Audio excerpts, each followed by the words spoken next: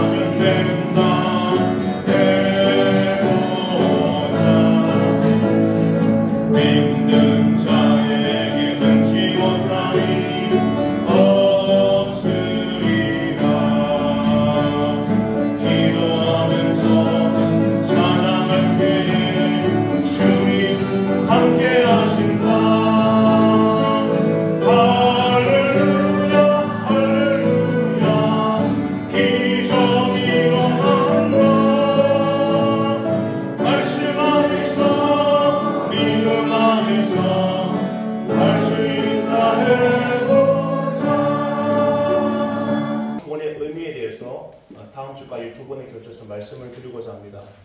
하나님과 인간 사이에 비교한다면 하나님은 바다와 같고 우리는 물방울과 같습니다. 물방울. 전 세계 역사 가운데 우리는 한 점에 불과합니다. 수천 년 동안 주님께서 이 땅을 통치하시고 다스리시고 지금도 이 우주 만물을 다스리고 계십니다. 우리는 그 바다의 물 한 방울과 같은 존재인데 우리를 그렇게 기억하시고 사랑하시고 하나님의 자녀로 삼아주신 것 너무나 기적이라고 저는 생각을 합니다. 하나님의 능력과 신비와 전능하심을 우리가 알게 될 때에 그 구원의 하나님을 만날 수 있는 줄로 믿습니다. 오늘 말씀에 너희가 그 은혜를 인하여 믿음으로 구원을 받았으니 이것은 하나님의 선물이라고 말씀하고 있습니다. 우리 한 목소리로 2장 8절을 함께 읽어보겠습니다. 시작. 너희가 믿음으로 구원을 받았으니 이것이 너희에게서 난 것이 아니요 하나님의 선물이라. 여기 보면은 은혜, 믿음, 구원이라는 세 단어가 나옵니다. 은혜. 여러분 은혜를 어떻게 다 우리가 헤아릴 수 있겠습니까? 지금까지 내가 살아온 모든 인생의 여정이 은혜 투성입니다. 태어날 때 죽지 않고 태어났죠. 수많은 질병 속에서 우리를 건져주셨죠. 지금도 믿음으로 살아가고 있죠. 나중에 천국까지 인도하신 그 하나님의 은혜를 어떻게 우리가 다 헤아릴 수가 있겠습니까? 이 은혜는 내가 아무리 헤아려봐도 감당할 수 있는 하나님의 축복이라고 저는 생각을 합니다. 하나님의 은혜가 얼마나 큽니까? 물방울 같은 저희 존재를 건져주시고 구원해주시고 하나님의 자녀로 삼아주셨습니다. 믿음은 어떻습니까? 믿음으로 천국을 간다고 그러는데 정말 처음부터 믿음이 있었습니까? 은혜도 다 똑같지 않죠. 바울 사도 그리고 베드로 사도 요한 또 우리들 은혜의 분량과 은혜의 그런 모습이 다 다릅니다. 믿음도 그렇습니다. 믿음도 바다는 풍랑이 있고 바람을 맞고 비가 있는데 그런 모든 환란을 뚫고 우리가 지금 여기에 앉아 있는 것입니다. 믿음의 크기가 얼마나 큰지 모르겠어요. 믿음의 능력을 가진다면은 우리가 못할 일이 없다고 저는 믿습니다. 믿음의 시작도, 믿음의 자세도, 믿음의 과정도 다 다양하죠. 여러분 어떻게 믿음을 가지게 됐습니까? 너무 놀랍습니다. 여러분도 어떻게 하나님을 믿게 되었습니까? 누구 때문에 교회에 오게 되었습니까? 구원의 시작이 언제입니까? 이 믿음의 능력을 우리가 곱씹으면 얼마나 믿음의 능력이 큰지를 다시 한번 우리가 알 수가 있습니다. 여러분 믿음의 시작이 언제입니까? 언제 예수님을 믿기 시작했습니까? 저는 모태신앙이지만 1987년도에 본어게인 거듭나는 체험을 했습니다. 그때부터 영적 나이가 태어나서 시작된 거죠. 영적으로 그때 태어난 것입니다. 믿음의 시작이 언제입니까, 여러분들? 하나님이 나에게 오셔서 나를 자녀로 삼아주시고 천국 사람을 만들신 그때가 언제입니까? 이 믿음의 능력이 얼마나 대단한지 모르겠어요. 하나님의 구원입니다. 구원이라는 단어가 여기 나오는데 구원의 그림이 있습니다. 어떤 주인이 큰 잔치를 벌여놓고 사람들을 초청합니다. 잔치에 와주십시오라고 초청장을 보냅니다.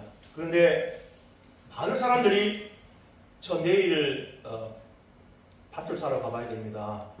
저는 내일 시험 치러 가야 합니다. 저는 결혼하기 때문에 교회 못 갑니다. 이렇게 전체에 못 갑니다라고 많은 사람이 거절했어요. 지금도 하나님을 부르시는데 단칼에 거절해버립니다.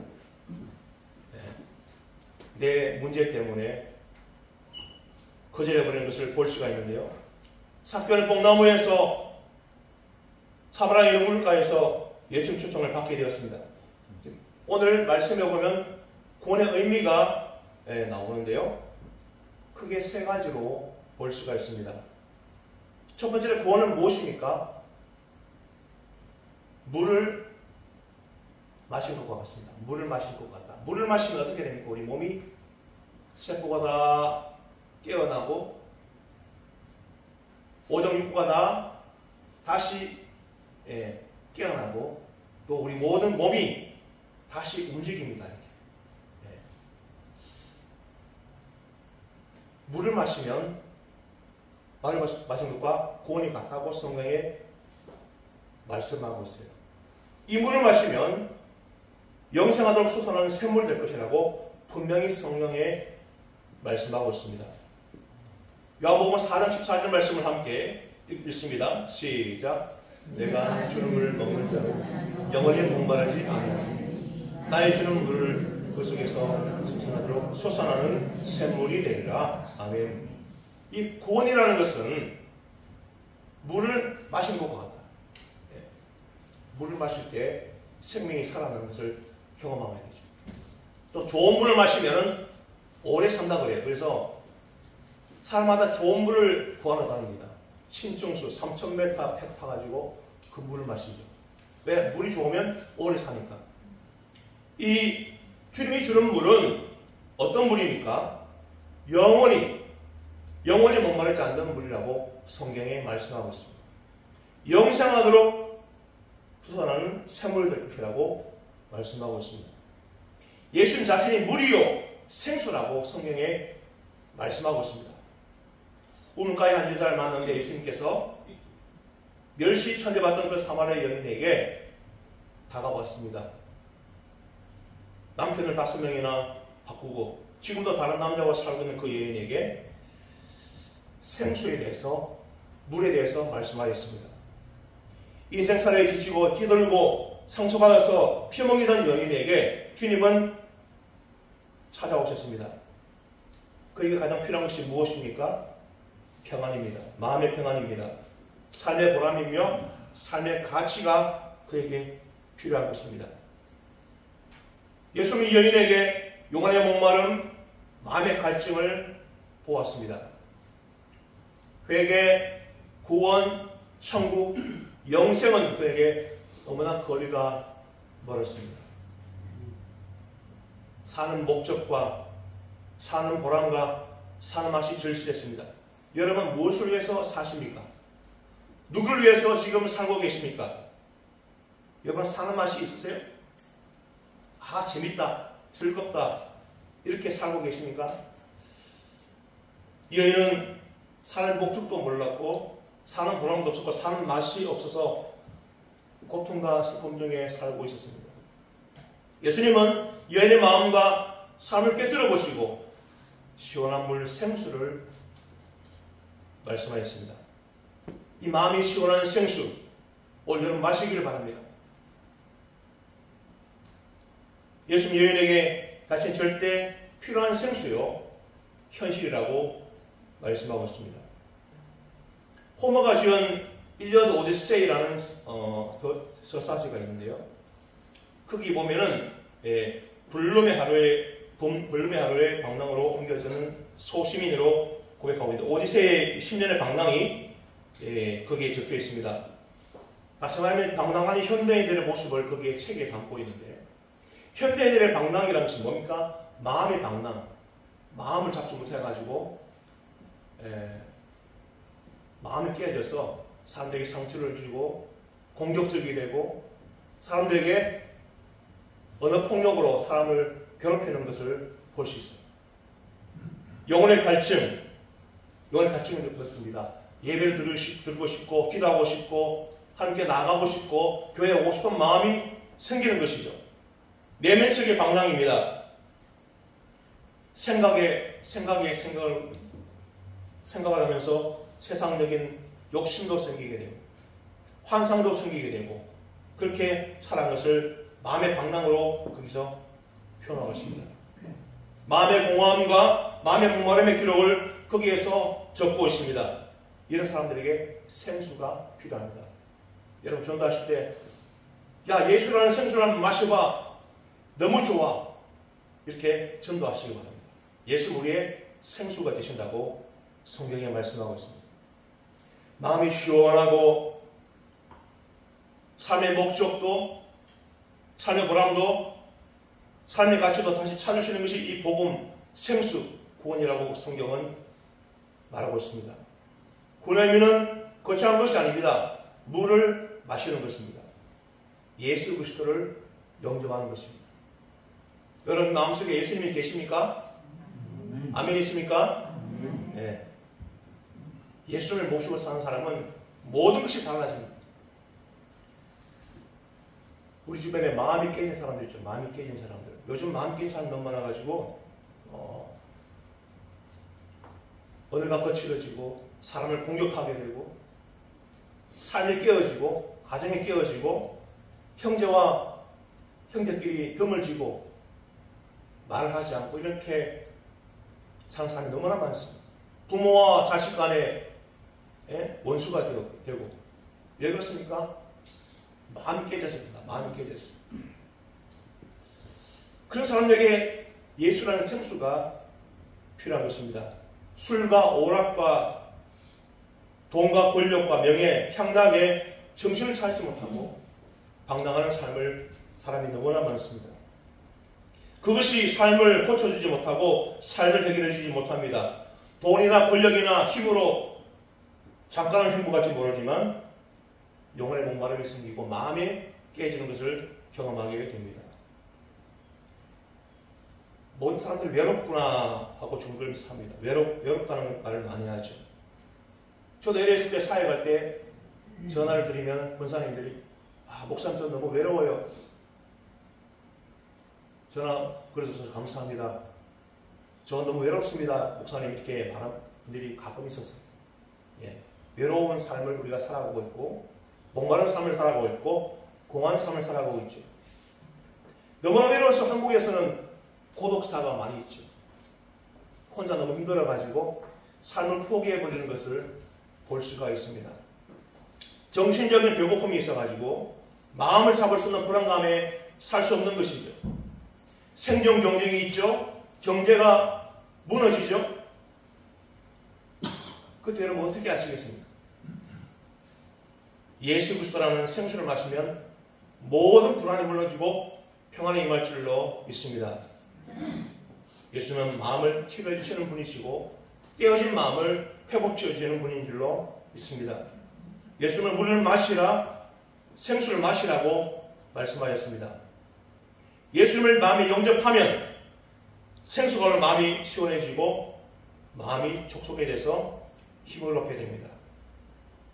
요한계시록 20장에 보면 천국의 삶을 기록하고 있습니다.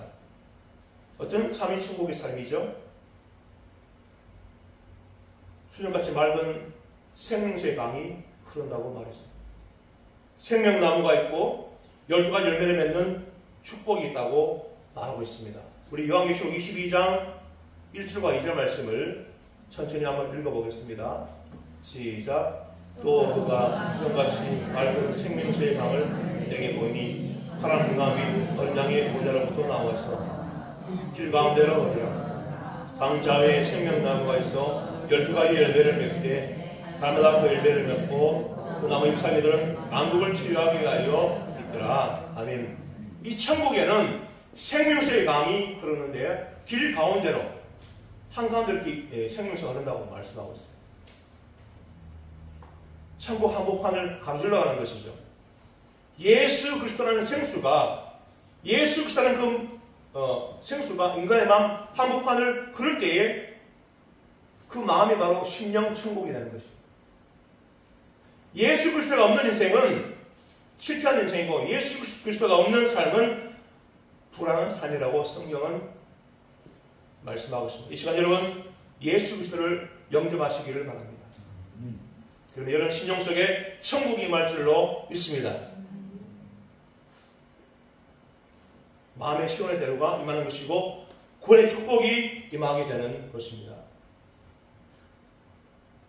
구원은 물을 마시는 것, 생수를 마시는 것입니다. 두 번째로 구원은 선물을 받는 것입니다. 하나님의 선물이다. 이것은 너희에게 잘못이 아니고 하나님의 선물이라고 말씀하고 있는데 구원은 하나님의 선물입니다. 우리 아까 읽을 때 한 번 더 8절 말씀 한 번 더 보겠습니다. 시작. 너희가 은혜를 인하여 믿음으로 말미암아 구원을 얻었나니 이것은 너희에게 주신 것이 아니요 하나님의 선물이라. 아멘. 구원은 하나님의 선물입니다. 우리가 선물을 포장할 때 한 수십 개를 포장해가지고 보석을 안에 딱 넣어놓죠. 그러면 귀한 사람에게 선물을 줄 때에 그 어떤 여인은 그걸 뜯을 때마다 긴장합니다. 무엇이 들었을까? 포장을 또 뜯고 또 뜯고 또 뜯고 계속 뜯다가 보면 보석이 나오는 것이죠. 하늘의 선물도 마찬가지입니다. 값비싼 하늘의 선물은 구원으로 시작합니다. 그 보혈 때문에 죄사함 받고 구원의 총을 우리가 받았습니다. 바로 영혼의 구원입니다. 구원은 하나님의 선물, 구원에 다 들어있는 것이 아니고요. 하나 싶을 때마다 구원을 확신하고 즐기는 것입니다. 여러분, 세상에서 신앙생활이 너무나 힘듭니다. 유혹이 많고 방해도 많고 교회 올려가면 무슨 일이 꼭 생깁니다. 마귀가 유혹하고 질병으로 유혹하고 시험으로 유혹하고 여러 가지 환난으로 우리를 믿음으로 유혹합니다. 그때 우리는 우리 힘으로 하지 말고 성령의 능력으로 이겨야 될 줄로 믿습니다. 신앙생활은 구원이 절대적으로 필요합니다. 바로 세 번째로는 생활의 구원입니다. 너희 구원을 이루라고 성경에 말씀하고 있는데 두렵고 떨림으로 너희 구원을 이루라고 성경에 빌보스에 그렇게 말씀하고 있습니다. 세 번째로는 생활의 구원입니다. 한번 우리가 빌립보 2장 11절 말씀을 함께 읽어보겠습니다. 시작. 그러므로 나의 사랑하는 자들아 내가 나았을 때뿐 아니라 더욱 지금 나았을 때도 항상 복종하여 두렵고 떨림으로 너희 구원을 이루라고 성경에 말씀하고 있습니다. 다음 넘겨주세요. 없습니까? 그렇게 말씀하고 있는데 우리가 이 보면 너희 구원이라고 했는데 이 너희 구원은 우리가 십자가 능력을 회복하며 두렵고 떨림으로 구원을 이루는 것입니다. 세상과 마귀의 육신과 선한 싸움을 싸워도 이것이 가능한 줄로 믿습니다. 하나님의 은혜, 순간순간 역사하신 하나님의 은혜를 우리가 받게 되는 줄로 믿습니다. 생활의 구원이란 선물을 우리가 주셨는데 이 선물은 정말 다양합니다. 교회에서 우리가 야외를 드리면은 보통 보물찾기를 하죠. 보물찾기 하면 어떻게 찾습니까? 나무도 한번 이렇게 손을 긁어보고 또 잔디숲에도 가서 발을 한번 차보고 또 잡풀 사이에 뭐 있는가도 찾아보기도 하고 또 손으로 찾기도 그리고 굽혀서 이렇게 까치발로 이렇게 손 더듬어 보기도 하고 보물 찾기 위해서 얼마나 우리가 열심히 합니까? 할머니도 마찬가지라는 거예요. 우리가 손으로 찾고 발로 찾고 경험으로 찾고 이렇게 찾다 보면 구하는 자에게 주신 은혜가 있고 찾을 때 찾는 은혜가 있고 열심히 두드릴 때에 열린 은혜가 있다고 말하고 있습니다. 바로 기도의 응답이라는 선물도 우리에게 받게 됩니다. 마음에서 나오는 그런 찬송, 눈물이라는 선물이 있습니다. 눈물을 흘려본 적이 언제 있습니까? 하나님 때문에 울어본 적이 계십니까? 하나님 때문에 울어본 적이 있습니까? 기도하면서 울어본 적이 있습니까? 눈물을 달라고 기도하세요. 눈물이 있는 사람은 은혜가 넘치는 사람이죠.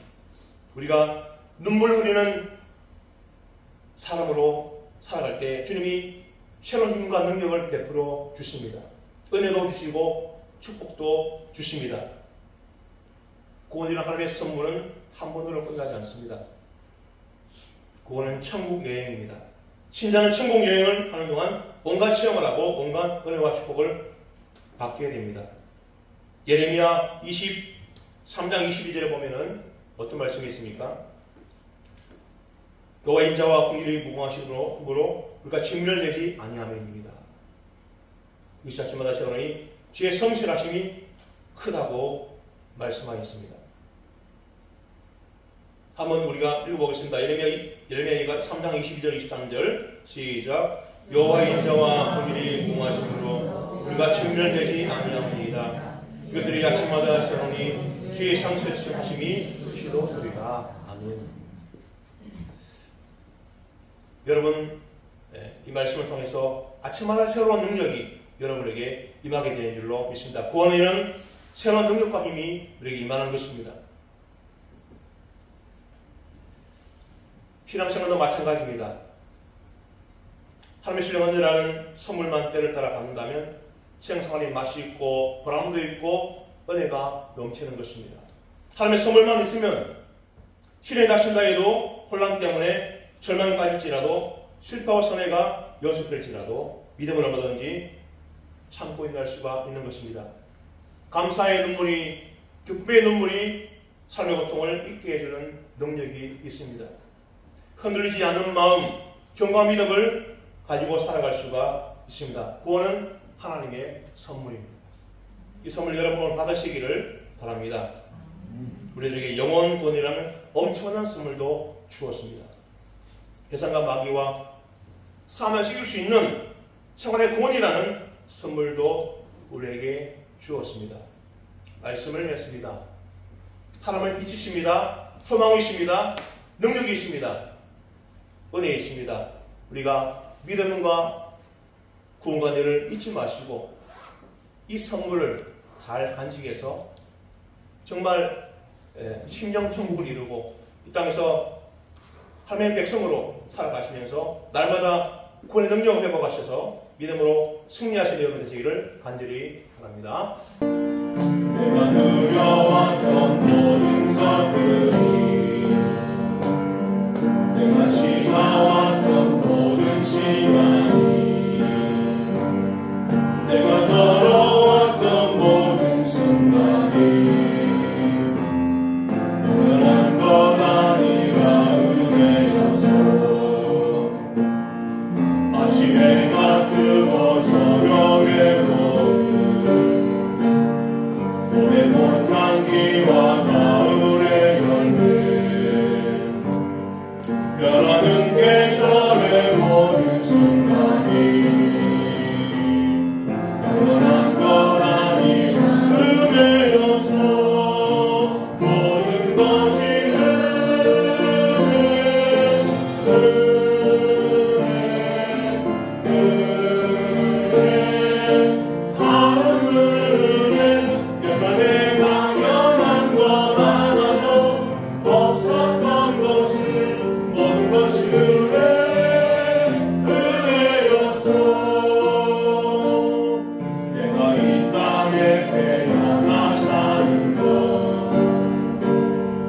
어린아이 시절과 지금까지 숨을 쉬며 살며